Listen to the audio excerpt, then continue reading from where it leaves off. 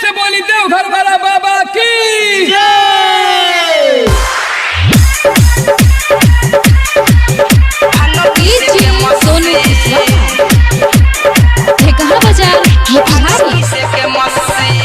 कमर सजा के लाई हम राह में बोला तो चल बम बम बम। कमर सजा के लाई हम राह में बोला तो चल बम बम बम। जिए न पाई बाबा हम उनका भी, जिए न पाई बाबा हम उनका भी।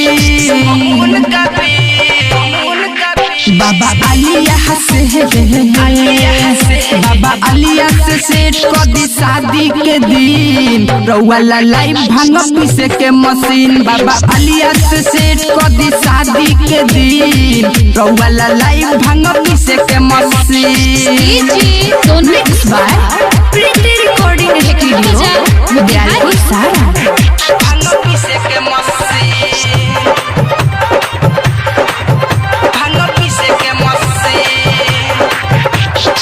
देखिला सपना ई भूले बाबा जाला न दिलवा से हो।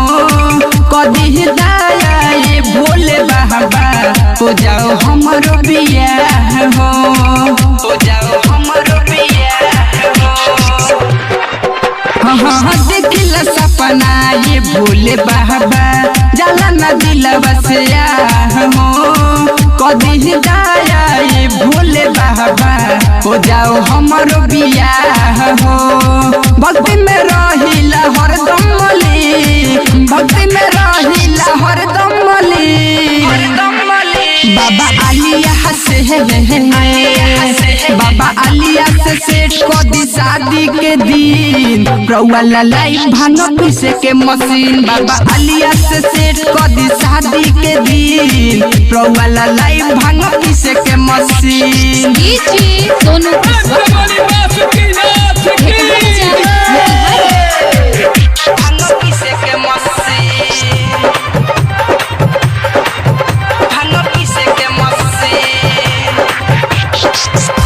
सुहारा संग ए भोले बाबा भैया चढ़ाई पर शादी हो।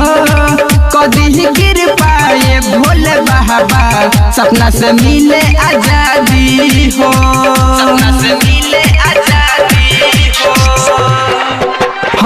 किसमी चुहारा संग ये भोले बाबा भैया चढ़ाई पर शादी हो।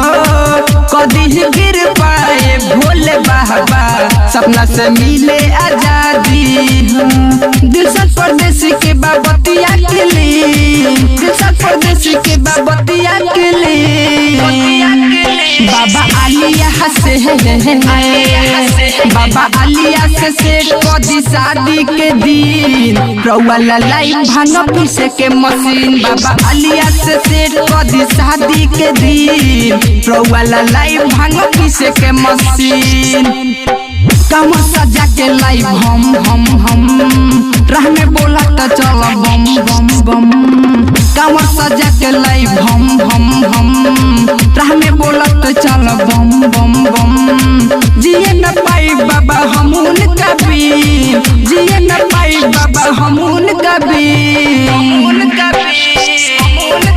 बाबा अलिया से बाबा अलिया से सेट कर दी शादी के दिन। रउआ लाई भांग पीसे के मशीन। बाबा अलिया से सेट कर दी शादी के दिन। रउआ लाई भांग पीसे के मशीन। भगवान